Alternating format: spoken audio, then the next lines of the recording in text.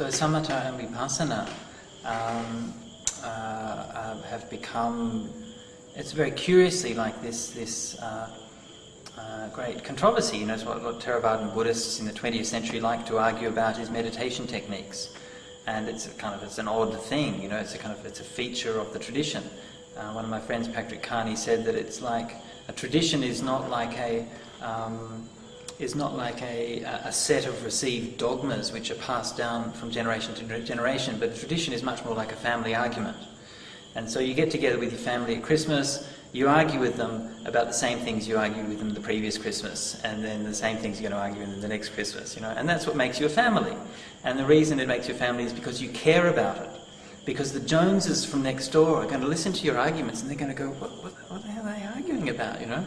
And so this is what Samatha and Vipassana is like. You know, we can argue about it, and people outside of that are thinking, you know, why don't they just meditate instead of arguing about meditation? You know?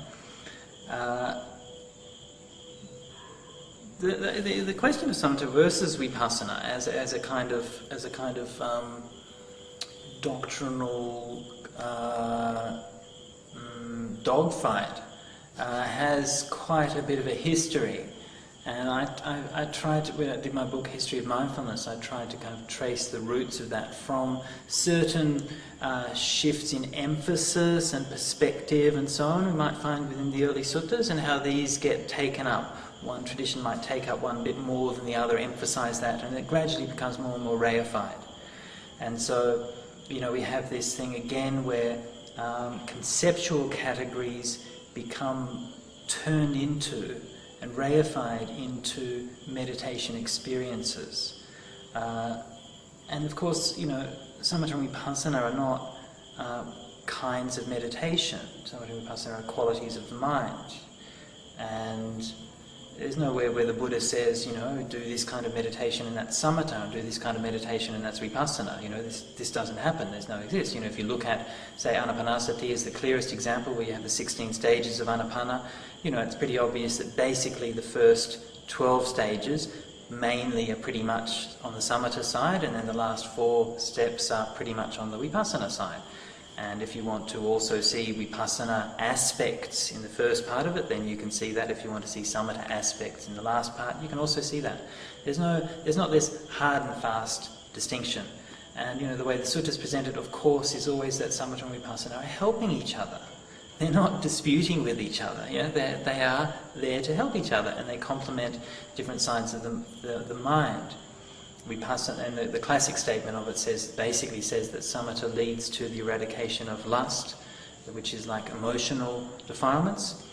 Vipassana leads to the ending of ignorance, which is like the cognitive defilements. And so they're 2 different aspects of liberation. So it's not like one is dispensable. And this is really like this kind of left brain, right brain thing. It's like as if you can cut your brain down the middle and only enlighten one half of it, you know, by doing just vipassana only. I think historically that it would be interesting to see a much more detailed study of this, but I think historically it's essentially an expression of Buddhist modernism, which wants to tell everybody, sell Buddhism as scientific and rational and intellectual and all of these things, and therefore is suspicious of, you know, lights and emotions and feelings in meditation, so we kind of get rid of those things. And that itself is a reaction to, of course, Western colonialism and the threat to Asia. So it's very political. The whole split between Samatha and Vipassana is political. It's to do with national self-identity.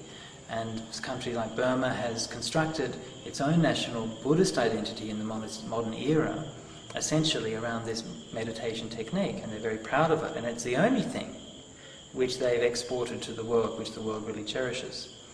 So emotions run high, yeah? Emotions run very high. And it's not as simple as, you know, you hear all the kind of the platitudes, oh, you're going to get attached to the pleasant feeling and all this kind of rubbish. Well, you know, you don't get attached to the pleasant feeling. The pleasant feeling happens when you let go.